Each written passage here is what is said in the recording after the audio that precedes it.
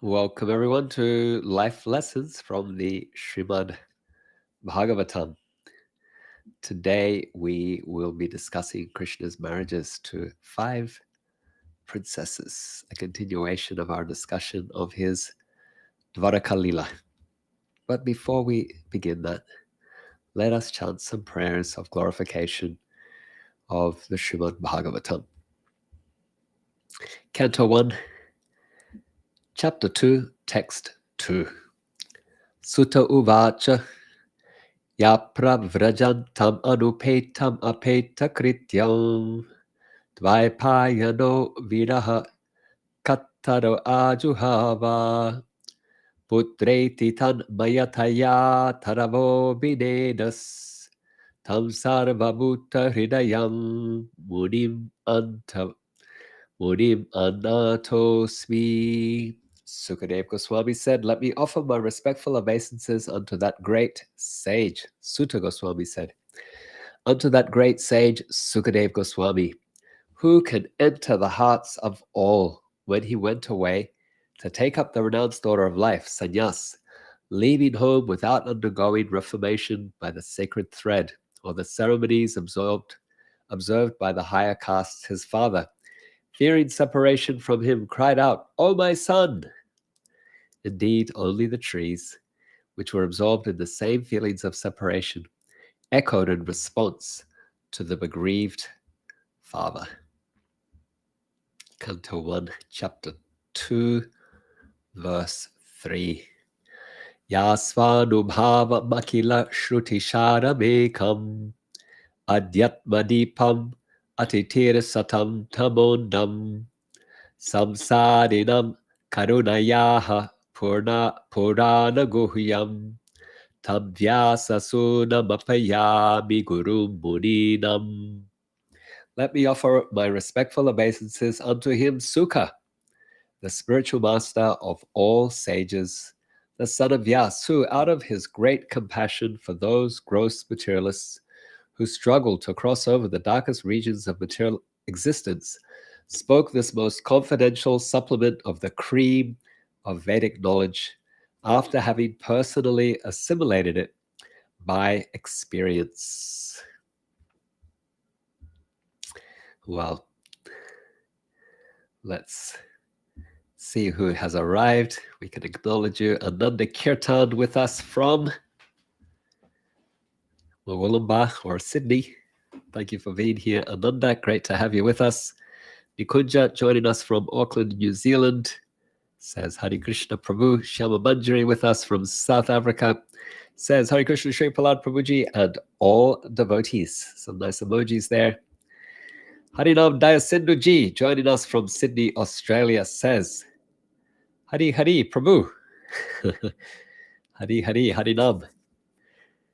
Sending lots of gratitude. And Nikunja says, "I'm at work and grateful to be able to listen to your class." Thanks, Nikunja.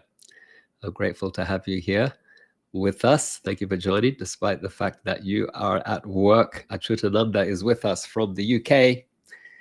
Achutananda from Australia, living in the UK, or maybe from the UK who lived in Australia for a while, says G'day and Goranga.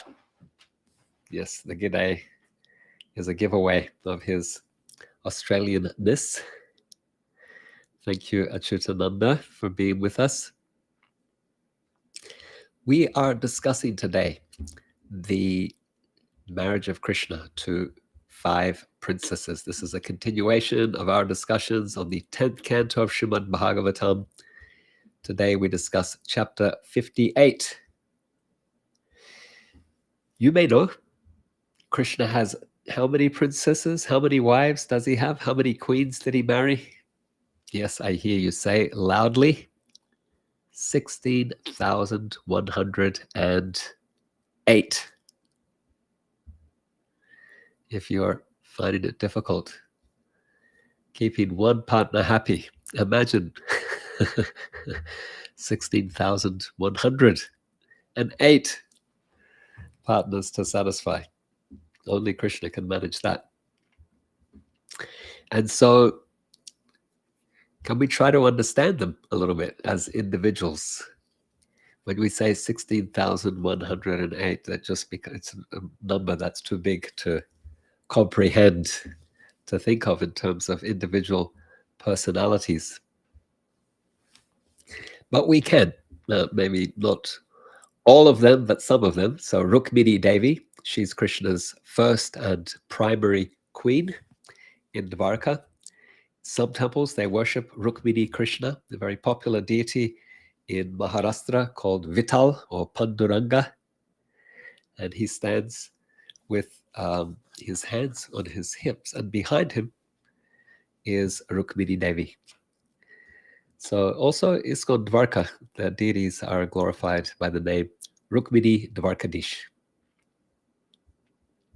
We have heard her story. We started our discussions of the Dwarka Leela section of the 10th canto from chapter 52, and that was Krishna, Rukmini's message to Krishna. And from chapters 53, 52, 53, 54, 55, we learned about how Krishna married Rukmini, and in 55 we learned about their son, Pradyumna, as well. Then the second queen, second senior queen, is, you can say her name before I do, take the words from my mouth, Satyabhama. Some temples, they also worship Rukmini, Krishna, and Satyabhama. ISKCON Chennai is an example. So these deities are very popular in South India. They worship Rukmini, Krishna, Satyabhama, excuse me. In addition to these two important queens, and we also know a bit more about their personality. Rukmini, she is very compliant in her nature. She's very deferent to whatever Krishna wants. Satyabhama, she's more feisty. She is contrarian, similar to Radharani's mood. And here's the interesting thing. In Vrindavan, Radharani is the topmost. And she has this contrarian nature because in Vrindavan, and she's the topmost, because in Vrindavan, then sweetness prevails. And so that contrarian nature is most appreciated and most appropriate.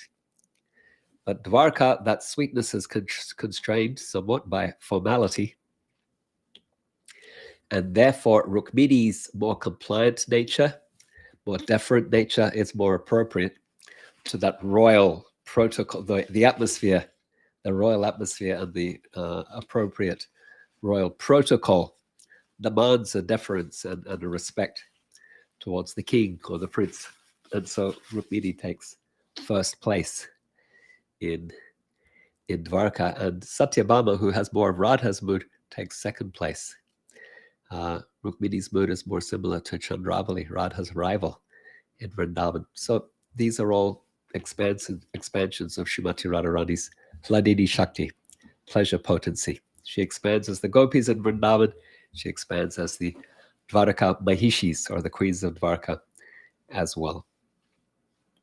So, in addition to these two most important queens, there are 6 others who are principal.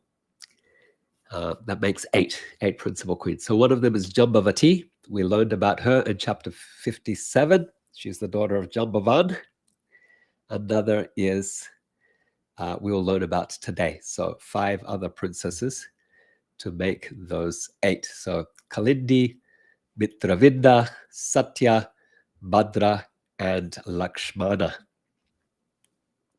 Right now, these might sound just as names, but by the end of the class, you'll have some sense of their nature, their personalities, their stories at least, that you can start to think of them as individuals. These stories are told in 2 places in the Bhagavatam.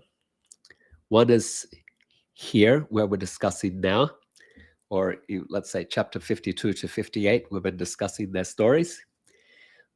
They also tell their stories themselves with their own mouths, their own words, in chapter 83 of this 10th canto of the Bhagavatam.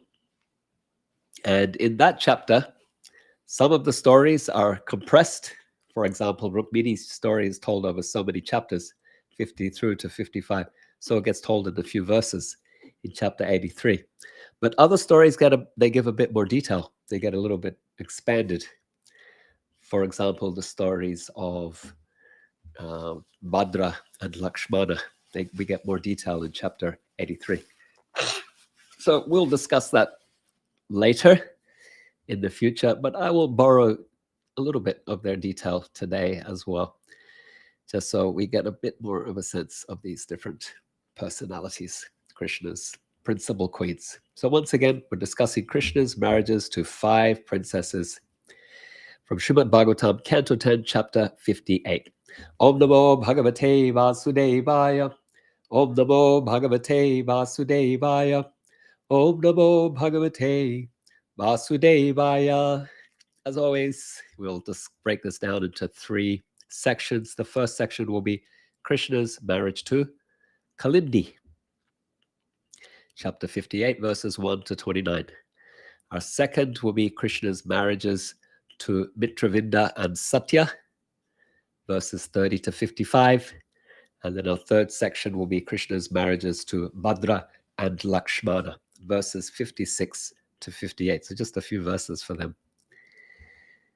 So we begin with Krishna's marriage to Kalindi, verses 1 to 29.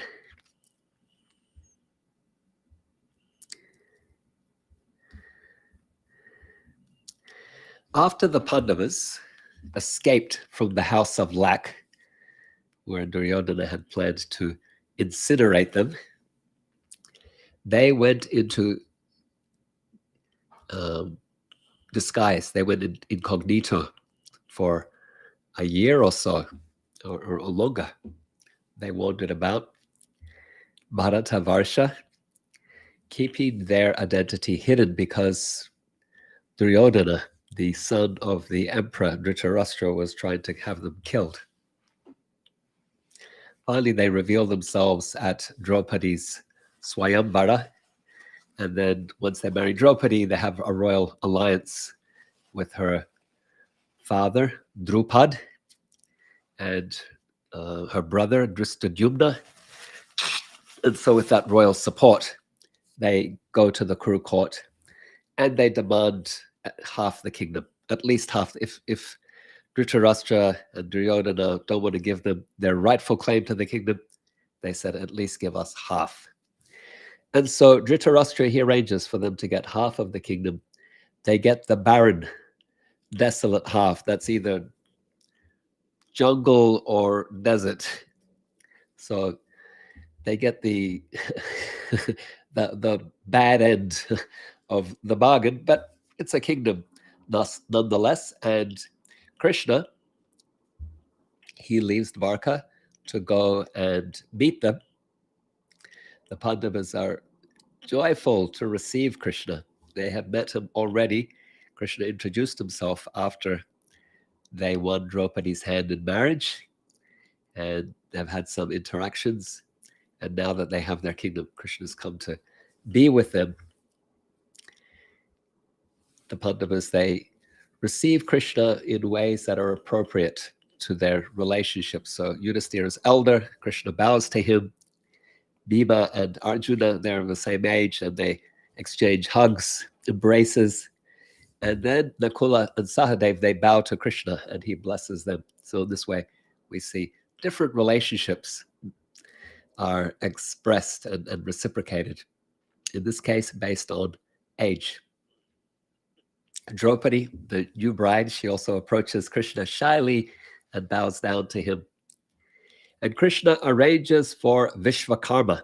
He is the architect of the Devatas to construct an attractive city for the Pandavas, which they call Indraprastha, the city of Indra. Because after Vishvakarma, so Vishvakarma, the architect of the gods, Indra is the king of the gods, and so they named their city Indraprastha. Indraprastha is a place that many of you would have visited, at least in terms of geography. Today, Delhi is in the area where Indraprastha was.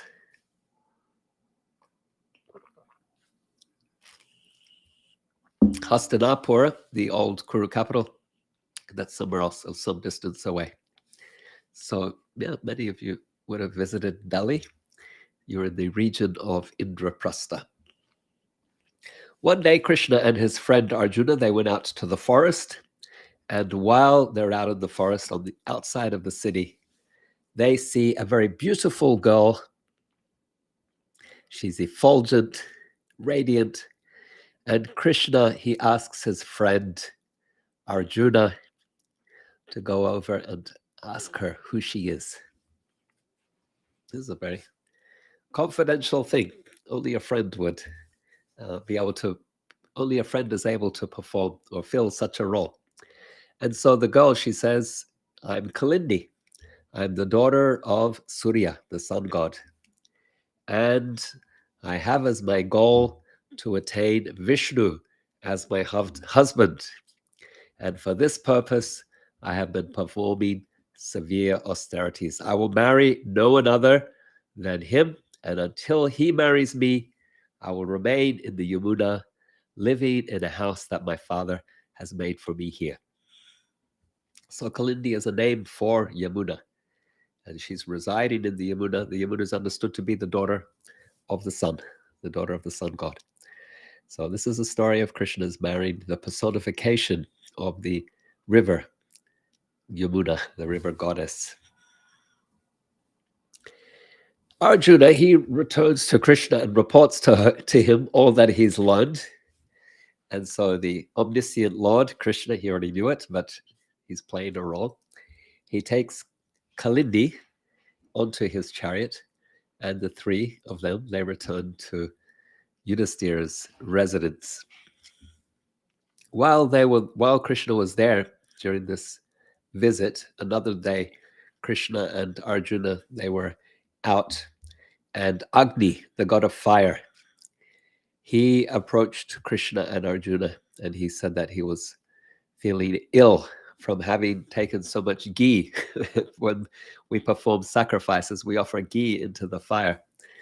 And Indra said that had made him ill. He needed to devour a forest to kind of clear himself, to make himself healthy again. So he wanted to eat the Kandava forest, which was part of their kingdom. And every time he tried to devour it or burn it, Indra would send rain. He was protecting the forest. And so Agni asked for the help of Krishna and Arjuna. They agreed, yeah, we'll help you. And so Agni, he presented Arjuna with a chariot with the Gandiva bow, very famous. Arjuna, he's the carrier of the Gandiva bow.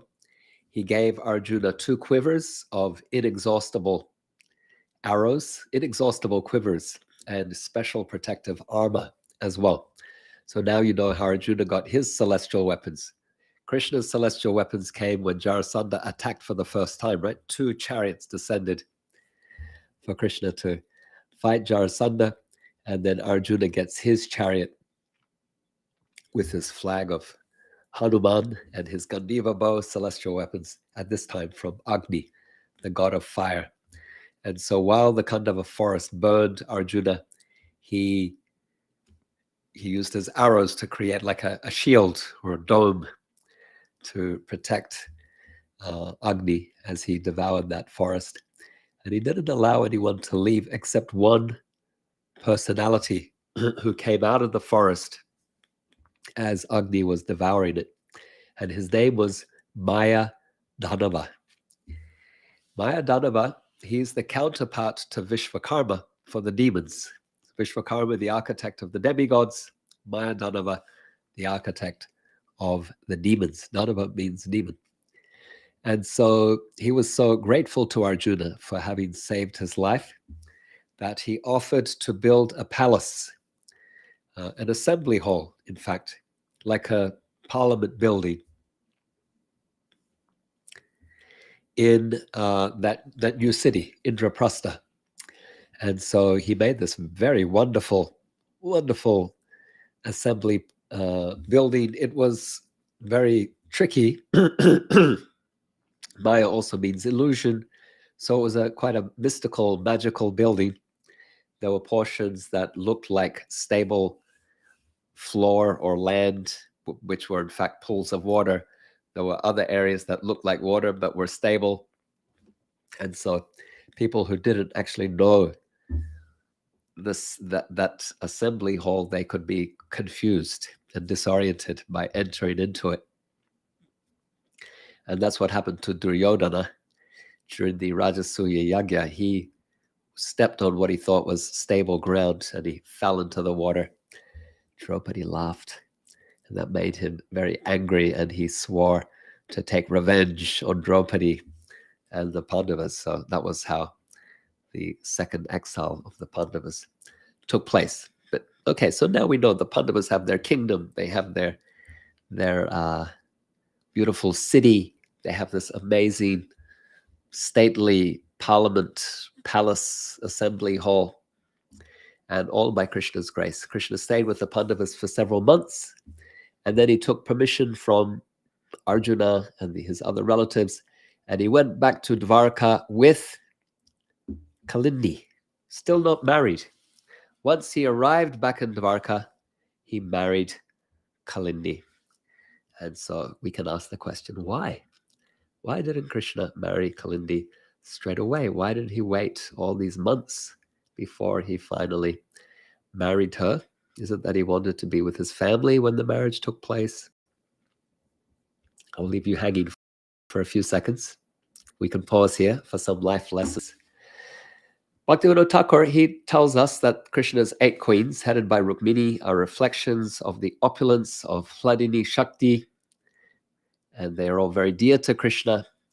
And he says, Krishna marries these queens in Dvarka, which is the shelter of opulent, regulative, devotional service. So Dvarka, it is more opulent, more majesty, awe and reverence. And Bhaktivinoda Thakur is saying it represents Vaidhi Bhakti, or regulated devotional service, as opposed to Vrindavan, which is the place of spontaneous devotional service.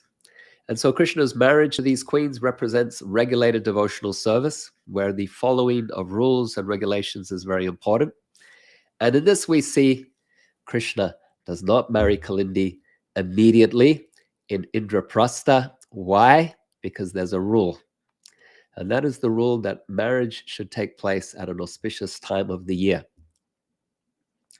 Generally, in Vedic culture, then the year is divided in half. One half is called Uttarayana, the other Dakshinayana. Uttarayana is when the sun is moving from the southern to the northern direction. It takes place from the solstice that happens usually in December, January, through to June. So, and then from June through to December, there are no marriages. And it's understood that our human 1 year is 1 day for the demigods. So during that time from June through to December, demigods are sleeping. They're not attending marriages, not blessing marriages. And therefore, no marriages take place. And so Krishna, he's not marrying Kalindi immediately because he's waiting for the Uttarayana to start.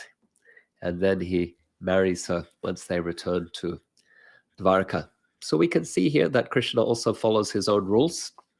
There's a lesson for us, a demonstration that the regulated life of Varna and Ashrama Dharma is a platform for the practice of regulated devotional service, which for us is a starting point to cultivating spontaneous devotion in the mood of the residents of Vrindavan. Our aspiration is that spontaneous service, but we are not qualified for it. We have it as our goal. And so our beginning point, our starting point, is regulated, even Varna and Ashrama regulation, and regulated devotion, regulated bhakti as well. Okay, let's go to our second topic. Krishna marries Mitravinda and Satya.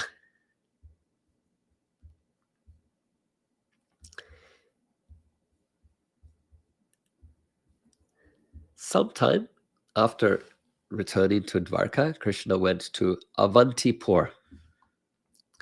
Who can say what is Avantipur? What's famous about Avantipur? What else do you know about Avantipur? That is where Krishna went to Gurukul. Today in India, Avantipur is called Ujjain. That's the place. And so Krishna, he went to Avantipur, that place, that same kingdom where he went to school. And on the throne were two brothers. Their names were Vindhya and Anuvindhya. They were also Krishna's cousins. So two kings sharing the throne together. They had a sister named Mitravinda, and she was in love with Krishna. Her brothers, however, the kings, they were both followers of Duryodhana, and when it came time for their sister Mitravinda to select a husband in a Swayambara ceremony, they told her, "You can choose anyone except Krishna. We forbid you to choose Krishna as your husband." And so Krishna, he knew Mitravinda's heart, and therefore he arrived at Mitravinda's Swayambara, and rather than waiting for him to choose her, because she was forbidden to do so, he swept her up off her feet, and before the eyes of all rival kings, he took her away off to Dwarka. Very gallant. Satya is a princess from Dwarka, from Ayodhya. Ayodhya is the place where Sri Ramachandra had his pastimes, a very, very ancient kingdom. And so there was a king ruling Ayodhya. His name was Nagnajit. And he was a devotee of Krishna. He loved Krishna.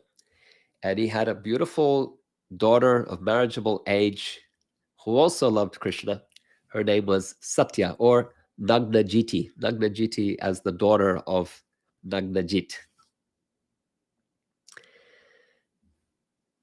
Nagnajiti, or Satya's family, had made a stipulation that any hero who would marry her has to first prove themselves by subduing 7 ferocious bulls. So when Krishna heard about Satya, he heard of her qualities, of her beauty, also that she loved him. He went to Ayodhya, and King Nagnajit received him with hospitality, joyfully worshipped him, and he informed Krishna that, actually, I would really like for you to marry my daughter. However, there's a rule.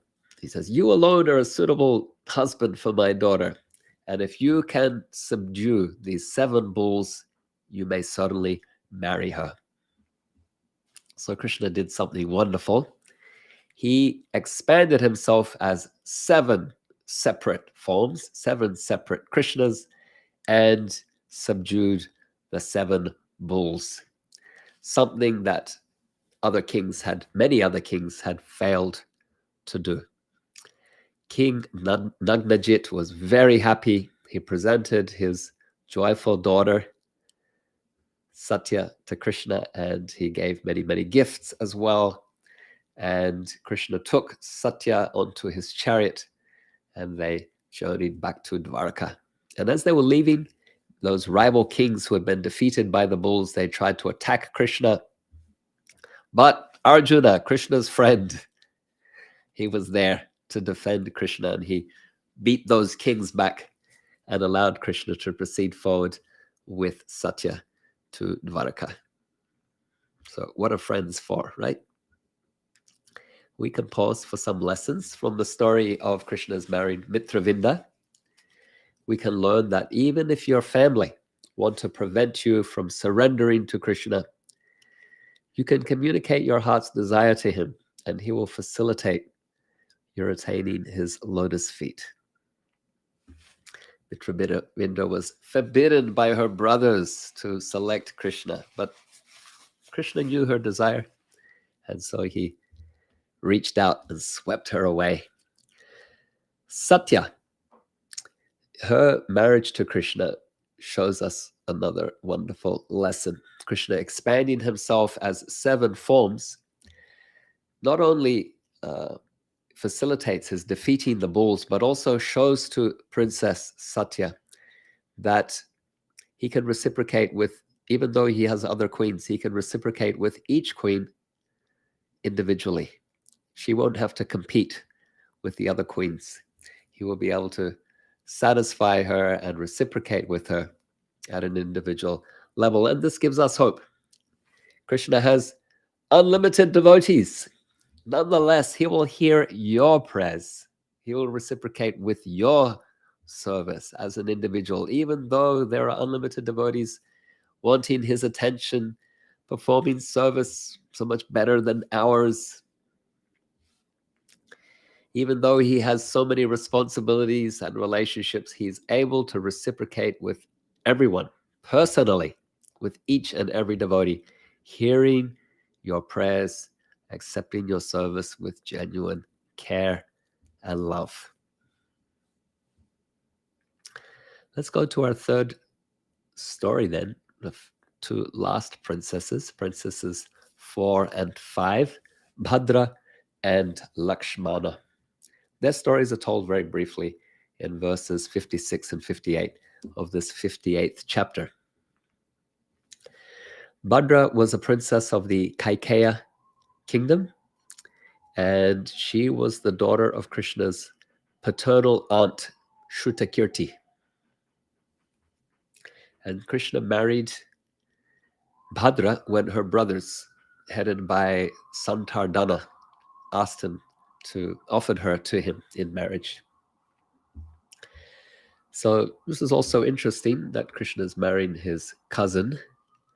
There can be complications with marrying a cousin, but then in Vedic culture, it's allowed on the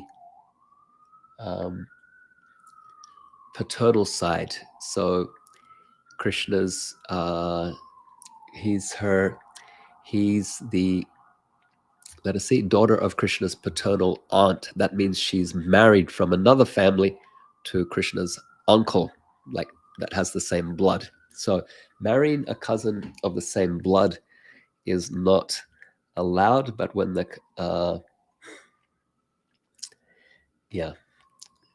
are some rules that restrict which types of cousins one can marry, and it's sophisticated and nuanced. But so that type of marriage is condoned. I think the Mitravinda was also a cousin.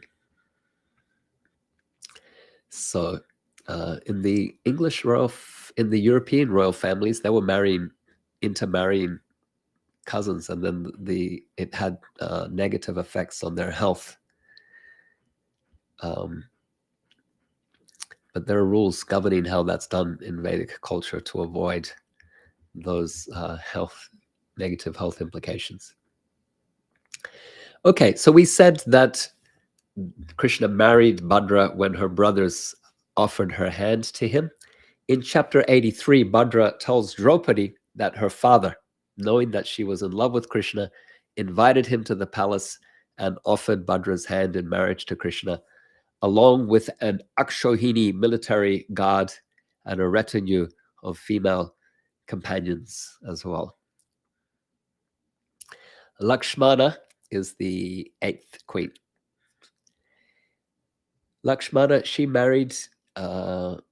was the daughter of the king of Madra. Madra is Madras, South India, Chennai.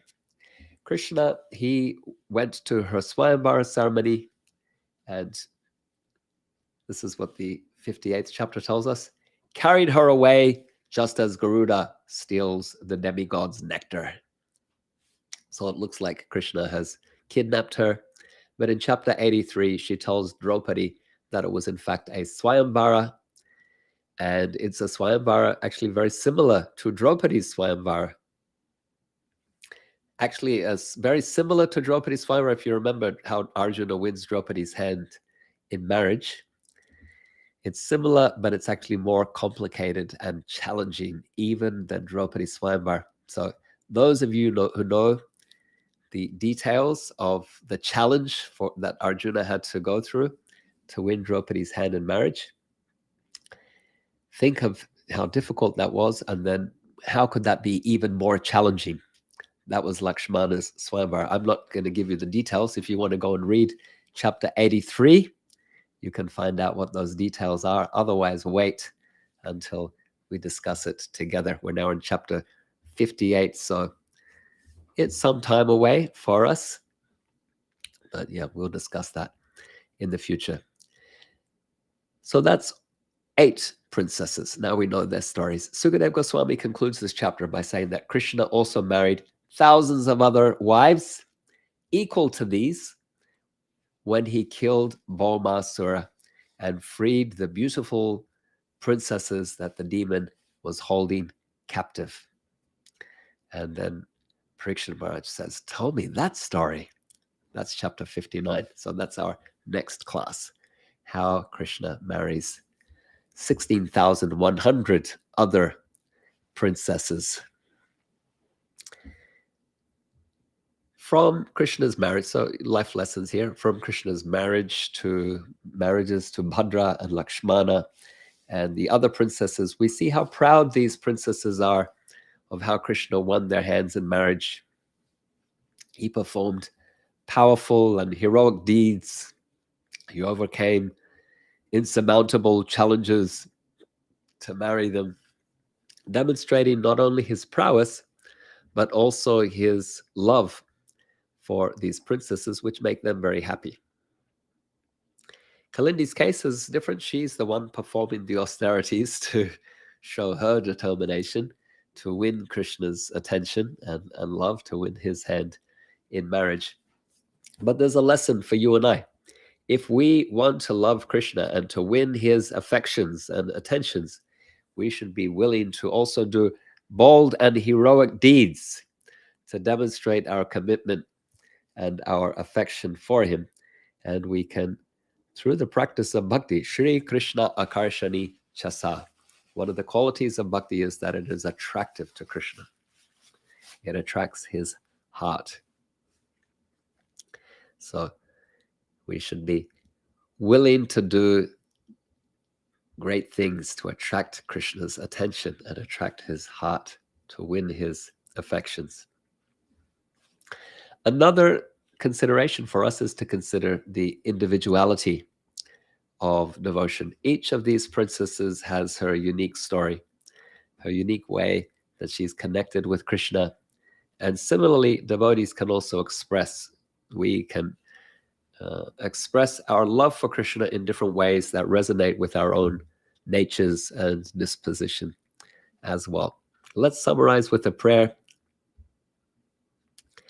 Dear Krishna, in the realm of Dvaraka, amidst the opulent devotional service, your queens stand as emblems of devotion, adorned with rules and order, the very scaffolding that fortifies the foundation of spontaneous devotion for its aspirants.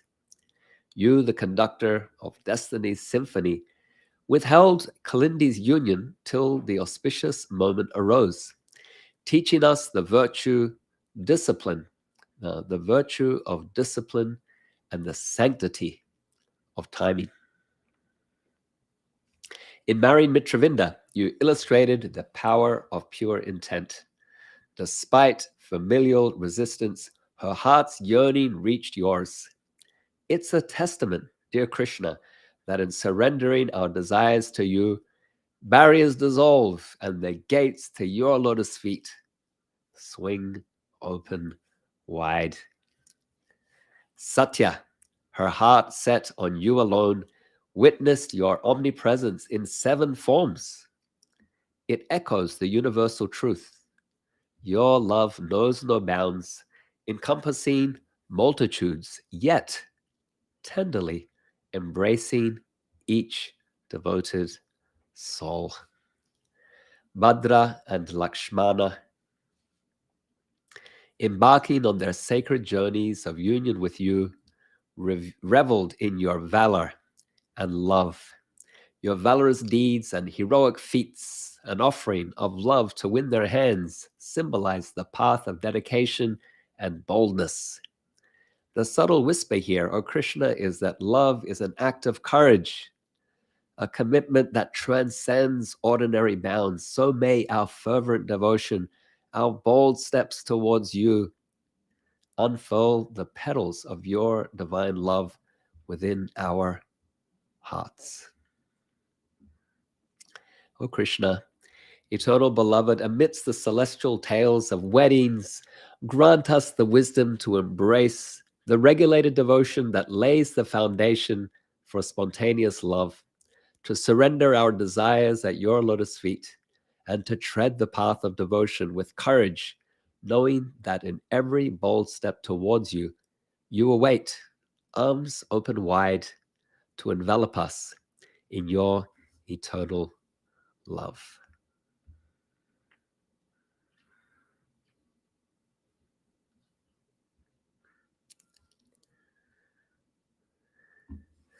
Let me acknowledge some of you who arrived as I started speaking. We have with us Rasastali joining from South Africa. Thank you for being with us, Rasastali. I know it's very late there. Rasastali says, Hare Krishna, dear Prabhu, and dear devotees, my humble pranams. Janaki is with us from Hungary. Janaki says, Hare Krishna Prabhuji, I'm so grateful to be able to listen to your class again. Janaki, we are grateful to have you with us. Thank you for joining. Gaura Chandra joining us from New Zealand says, Hare Krishna Prabhuji, Dandavat Pranam. Thank you for being here. Gaura Chandra.